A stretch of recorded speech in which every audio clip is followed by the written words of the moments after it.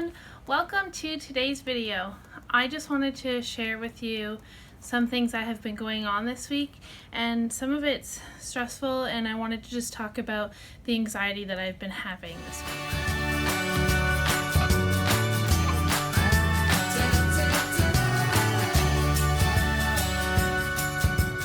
A few months ago, my daughter had an allergic reaction to some coconut yogurt that I had introduced her to. The first time that I had given her coconut yogurt, she didn't have a reaction to it, and it was just a plain unsweetened kind, and I added some maple syrup to sweeten it up a little bit for her, and she had no reaction. Then a few weeks later, I ended up giving her a different brand of coconut yogurt that I had found at Costco. And so I gave her the vanilla kind first, and she didn't have any sort of reaction to it. Sorry, my dog is fluffing his pillow as I'm talking to you, so that's what that noise is. Then the next day I gave her a different kind, and I believe it was like a raspberry pomegranate or something like that, and she had never had both of those fruits, and then she ended up getting a little bit of hives around her mouth, and I thought, okay, so those fruits she can't have, not thinking or linking it to the coconut yogurt base. So then the following day I ended up giving her a pineapple kind as well, and then she had another reaction to it. It was a little worse, so she had some more hives around her mouth, and then and the hives like disappeared after say 10-15 minutes. They stuck around, and then once I wiped her mouth off, then they disappeared. Then the following day I was like, okay, so now I can give her the vanilla flavored because she didn't have a reaction to that. And I gave it to her, and I believe it was a Thursday. She had the worst reaction that she had ever had. Her lips had started swelling, the hives were around her mouth, and they also like traveled back on her face and back to behind her head, and like she was scratching. And at this point, the ECE in me, because I have experience with children with allergies and like anaphylactic allergies and all the symptoms and the signs of it, and so I was watching out, and I kept checking to see if her tongue was swelling. I kept like laying her down and like listening to her breathing, and it was really worrying me. I think this is at lunchtime, so it was before her nap. So I ended up taking her to Shoppers and picking up some Benadryl, and then after I had purchased it, I opened the Benadryl box, and I noticed that there was nothing in there to give it to her, so I went back to the pharmacy and I asked them, and they handed me a syringe, and so then I took her straight out of her car seat and I administered it to her right there.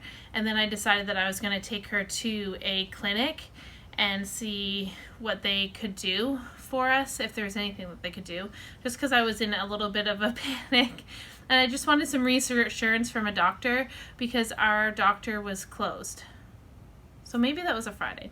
Anyways, doesn't matter what day of the week it was. So I went to the clinic, and then she referred me to the pediatric part of our hospital to see the doctor, and they basically ended up telling us that the dose, that we should give her a higher dose of Benadryl, and just to follow up with our pediatrician. I had her 9-month checkup the following week, so I didn't even bother to call and book an earlier appointment. I took her, and we went to the appointment, and I asked to be referred to an allergist, which my daughter's pediatrician referred us to one, and we ended up getting a phone call back, and the appointment was for September. So luckily we were able to get in earlier this week, because after I had called, the receptionist had called back, and within an hour, and said that she remembered that I had asked to be put on the waiting list, and it just so happened that someone had called in for the following morning for a cancellation. We ended up going to the appointment, which they put 4 different spots on her back. They tested her also for sesame,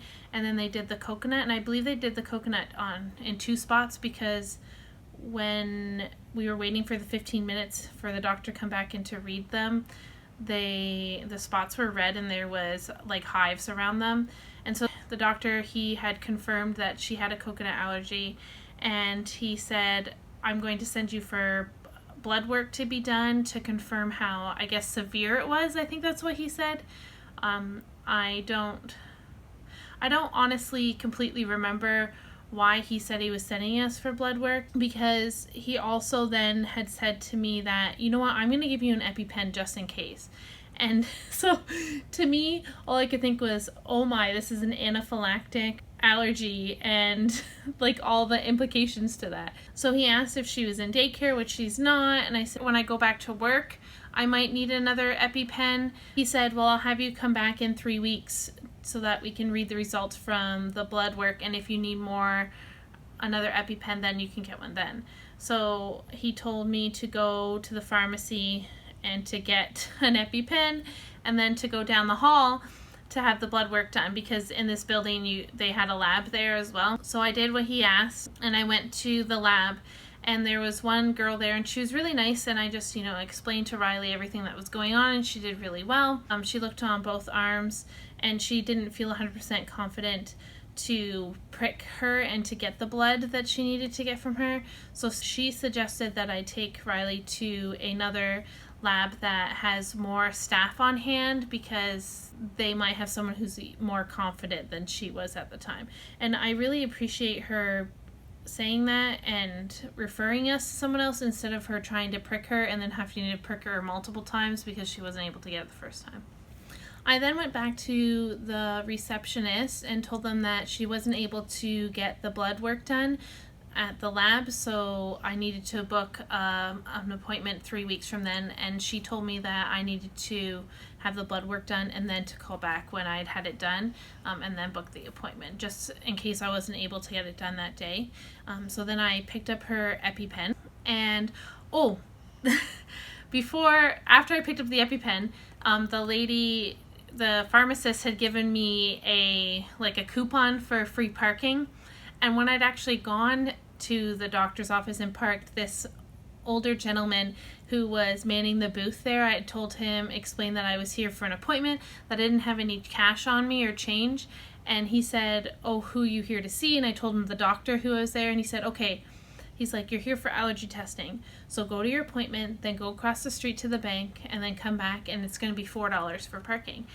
And I told him what car I was driving, and he just watched it. And so when I came back to my car, came back to the parking lot, I gave him this coupon that I had, and he's like, oh, and you get free parking. I said, yep, here you go. And I told him to have a great day, and he was so friendly. And that, that was just, it was neat to me, because it was like a light in all of this stressfulness that was going on that day. I got home and I was talking to my friend, and she had a friend whose child has a coconut allergy as well, and she was telling her friend that I had just been confirmed and I was given an EpiPen for this allergy.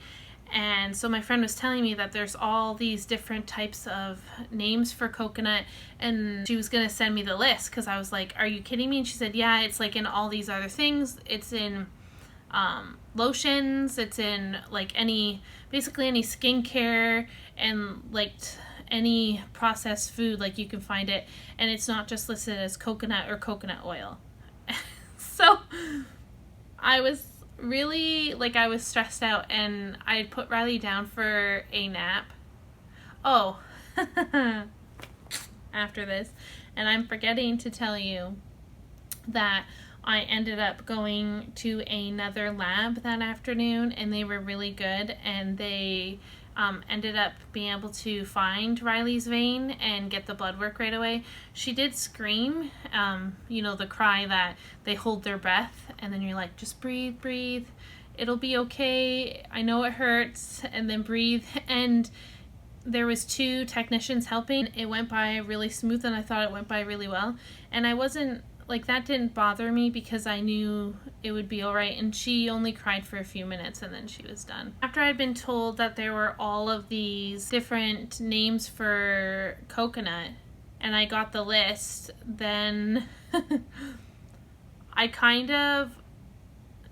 was really stressed out, and my anxiety, I was so anxious, and the only way that I can explain it is that I was feeling anxiety about this, because now I had to check and recheck all of the products that I'd been using for her. So I was talking to my friend, and I said, oh yeah, I've been using this sunscreen, because she asked if I had found a sunscreen that worked. I said, yeah, I've been using Arbonne. And she said, no, that has traces of coconut in it, because my friend's child reacted to it. And I'm like, are you serious? And so then she sent me the list and I checked and yep, sure enough it was. And I know that she hasn't had reactions to this stuff yet. I don't use it a lot, and I just maybe used it 2 or 3 times on her, and I just like do her arms or just her legs because I was doing it when we went swimming, and her swimsuit is a long sleeve one. But I don't want to risk her having a reaction to it. I was kind of like mentally freaking out that what am I going to do now for sunscreen? And what am I going to do for soap? And what am I going to do for lotion? Because I checked everything and everything that I had traces in it.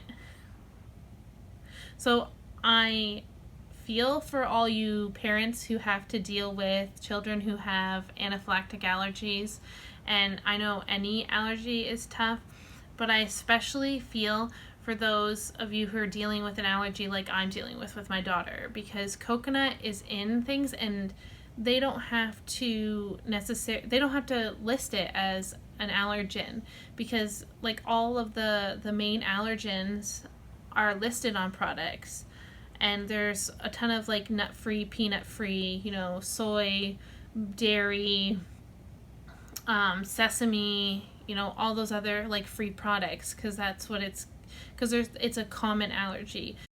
I want to also stress here for a second that I'm not diminishing the stress that goes along with any allergies, and I know that there's also the stress that goes with cross-contamination as well, and I don't want to diminish any of those and say that, this is more worse than what any other parent is feeling. But coconut is not a common allergy, so it's not labeled. So I have this list of, I'm pretty sure it's like 50 different abbreviations and names that it could be that I have to go through. And so I've been looking at all the stuff, and thankfully like the butt cream that I've been using was good. I've had to research different things that I can use. Yeah, so I was going to use Castile or Castile soap, however you pronounce it, but it has coconut oil in it. So I thought that it was one of the purest soaps, but I can't use that either. So I remembered that I had watched a video from one of the YouTubers that I follow. She does a vegan diet, so I knew that it coincided with my beliefs and some of the stuff that I wanted to avoid.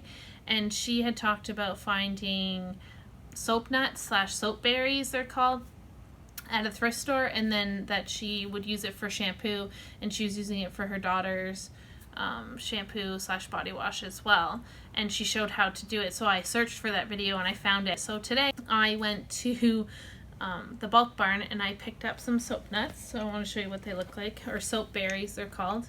I picked up quite a bit because I was fairly confident that she wouldn't have an allergy to them, so I just picked that up. Plus I picked up a cotton organic little pouch that you put it in, the soap nuts in, before when you boil them.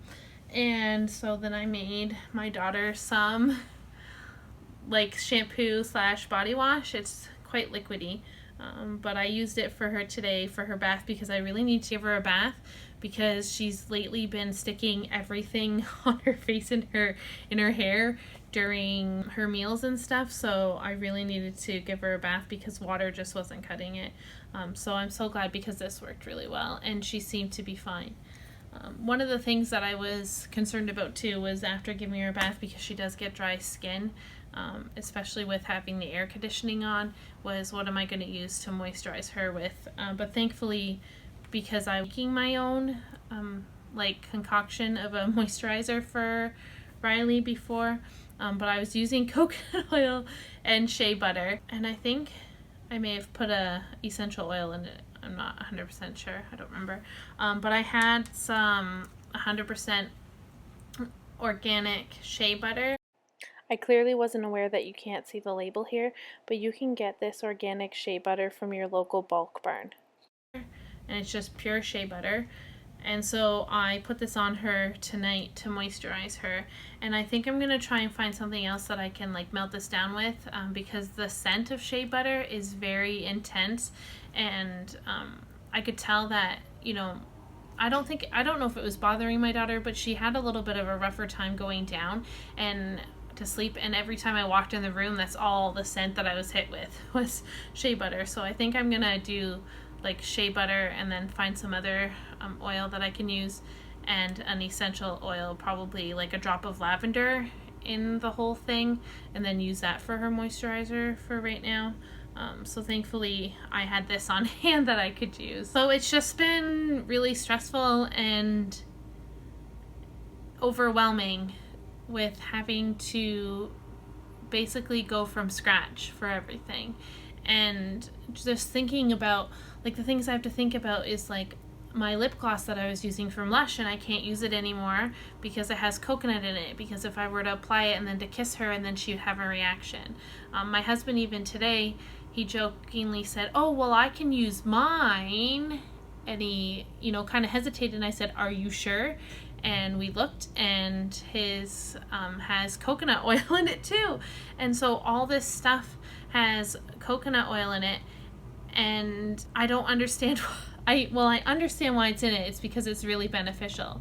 But it's so frustrating because all these things have it in there. And even when it comes to food, and especially being on a plant-based diet, a lot of the mock meats, like the burgers and stuff, most of them contain coconut oil in them. Like, I know there's a few that I have found that don't, but the Beyond Meat ones do.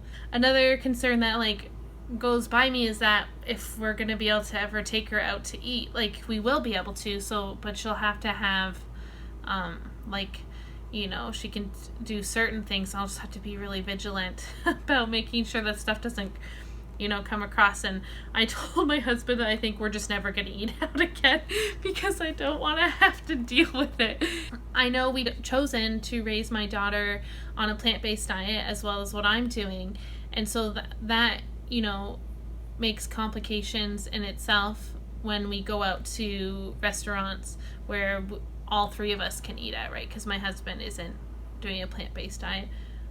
But now on top of this, we have all this and a lot of vegan / plant-based stuff, even natural products like natural sunscreen, like a lot of it, like almost all of it has coconut in it. So it just makes it really, really complicated. And I believe what I'm going to do is just start making stuff from scratch so that I can guarantee that it doesn't have anything in it. And we will see at the end of this month what the blood work comes back with. But because I have an EpiPen, and that has put that fear into me that she could have like an anaphylactic reaction to this, that makes me want to be more vigilant about it. And I know as an early childhood educator, I have that experience with children, and I've had children in my care, in my classrooms, who've had EpiPens, and you know, you've had to sign off on the paperwork and read all the signs and symptoms and the steps to follow. But when it's your child with anything, it is so much different. And yeah, it's just so much different.